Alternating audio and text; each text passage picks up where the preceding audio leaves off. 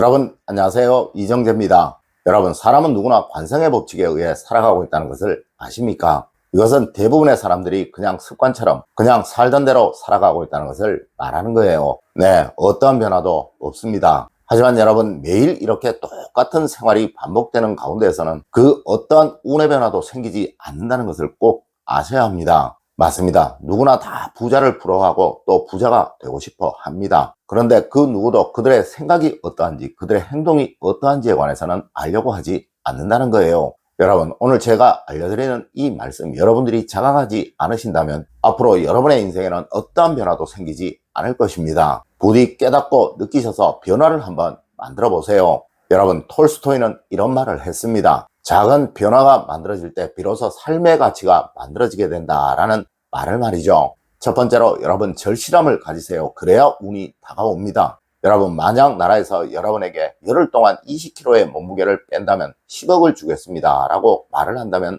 어떻게 하시겠습니까? 네, 아마 여러분들은 열흘 동안 굶을지도 모릅니다. 또 이것도 모자란다면 굶으면서 죽으라고 운동을 하실지도 모릅니다. 어쩌면 이것이 여러분의 생명을 위태롭게 하는 것일 수도 있는데 말이죠. 맞습니다. 이것이 바로 절실함입니다. 네, 뭔가를 하다가 중간에 포기한다는 것은 그것을 절실하게 원하지 않기 때문이라는 것이죠. 여러분, 혹시 그거 아십니까? 우리 인간의 모든 업적 중 거의 대부분의 것들이 이 절실함 속에서 만들어졌다는 사실을 말입니다. 물론 이 절실함이라는 것은 그냥 생기는 것은 아닐 것입니다. 네, 큰 충격을 받는 상황이 만들어진다든가 또 어떤 사건으로 인해 삶의 존재 자체가 부정받는 일이 생겨나지 않고서는 누구에게나 이 절실함이 생겨나기를 기대하는 것은 쉽지 않을 거예요. 하지만 여러분, 꼭 명심하셔야 할 것이 이래도 좋고 저래도 좋고 돈이 없으면 불행한 것이 아니라 불편할 뿐이다 라고 생각을 하신다면 여러분은 절대 부자가 될 수 없다는 거예요. 네, 먼저 부에 대한 절실함을 가져보세요.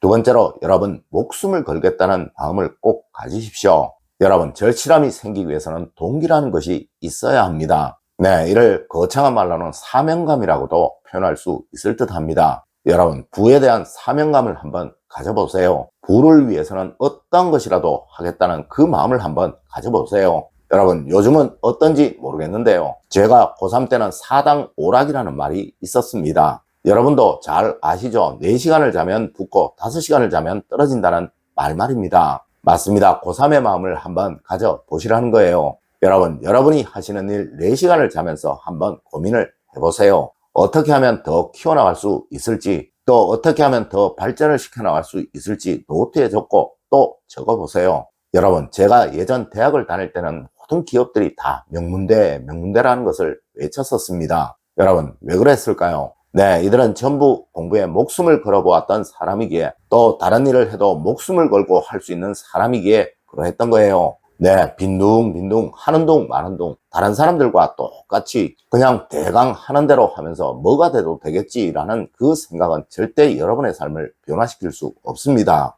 여러분, 다른 사람이 놀 때, 다른 사람이 쉴 때, 다른 사람이 잠잘 때 깨어서 고민을 하시고 또 준비하고 연구하시면 여러분에게는 틀림없이 올 것입니다. 네, 큰 번영이 말이죠. 세 번째로 여러분, 힘들수록 노는 것 같이 해야 하는 것입니다. 여러분, 이것은 여러분의 생각을 바꿔야 한다는 이야기예요. 아마 대부분의 분들이 돈을 벌려고 출근을 할 것입니다. 네, 억지로 마지못해 죽는 소리를 해가면서 말이죠. 하지만 여러분, 부자들은 절대 이렇게 하지 않아요. 그들은 일을 하고 싶어서 출근을 한다는 것이죠. 네, 일이 재밌으니까 이렇게 재미있는 일, 또 너무 하고 싶어 하는 일, 그것을 하면서 스스로 만족감을 느끼고 또 그것을 즐기다 보니 돈은 저절로 따라오는 거예요. 맞습니다. 여러분이 하시는 그 일에서 재미거리를 찾으시는 것입니다. 만일 여러분들이 식당을 하신다면 여러분이 만드신 그 음식을 손님들이 먹고 즐기는 것, 또 맛있어하는 것, 그 자체를 즐기셔야 한다는 거예요. 여러분, 무엇이든 똑같이 만들어 놓고 잘 팔리기를 기대한다는 것, 그것은 잘못된 것이겠죠.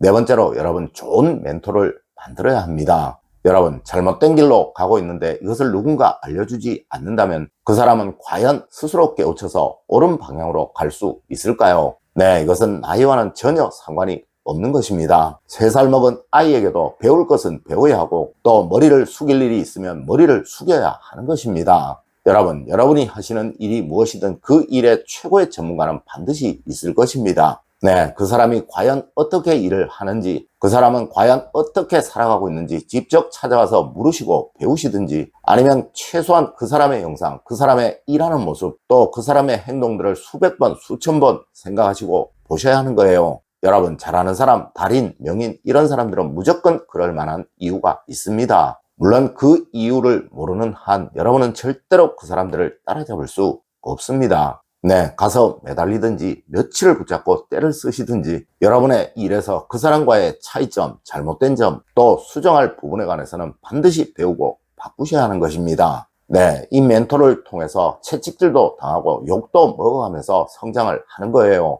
에이, 내가 찾아가면 그 사람이 만나줄까? 에이, 그 바쁜 사람이 나 같은 사람 상대라도 해줄까? 라는 생각하지 마세요. 절대 그렇지 않을 것입니다. 여러분, 이미 한 분야에서 명인반열에 오르신 분들은 여러분의 그 고난, 고통 이미 다 경험을 하셨던 분들이고, 또 여러분의 그 마음을 누구보다 잘 아시는 분들입니다. 여러분이 스스로 주눅이 들어서 그러하지, 절대 이분들은 여러분을 외면하지 않으실 것이고, 오히려 이런 여러분을 대견해 하실지도 모르며, 또 그들만의 비법을 전수해 주실지도 모릅니다. 여러분, 꼭 멘토를 찾으세요. 여러분이 요식업을 하신다면 요즘 한참 인기 있는 백종원 선생님 한번 찾아가 보십시오. 네, 그 집 앞에서 한 이틀 쪼그리고 앉아 계셔 보세요. 맞습니다, 여러분. 이것이 진정한 용기입니다. 다섯 번째로, 항상 한결같은 마음을 가져야 합니다. 여러분, 누군가 저에게 인생을 한 문장으로 대답을 하라면 저는 서슴없이 대답을 할 수 있습니다. 네, 처음과 같이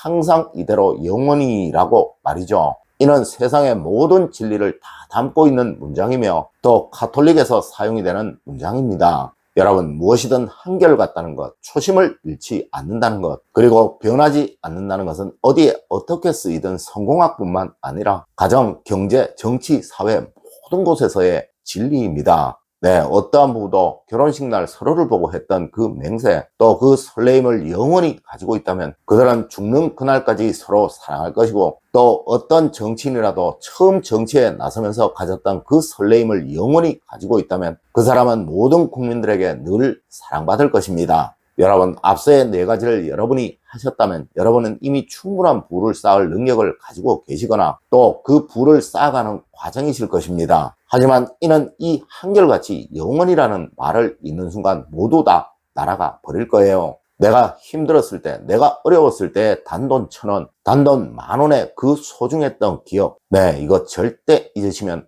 안 된다는 것입니다. 여러분, 오늘은 여러분들과 삶을 바꾸고 변화시키는 5가지 방법에 관해 이야기를 나누어 보았습니다. 네, 모든 것은 절차가 있듯 운이라는 것은 절대 그릇이 만들어지지 않은 사람에게는 들어오지 않는다는 거예요. 아니, 들어오더라도 아주 작게 들어온다는 것이죠. 오늘의 이야기 꼭 명심하셔서 스스로의 그릇을 늘 키워가시는 여러분이 되시길 기원드리며 오늘의 이야기를 마치도록 하겠습니다. 늘 올바른 흥과 올바른 지식을 여러분들께 전하도록 노력하겠습니다. 여러분 긴 시간 감사드립니다. 감사합니다.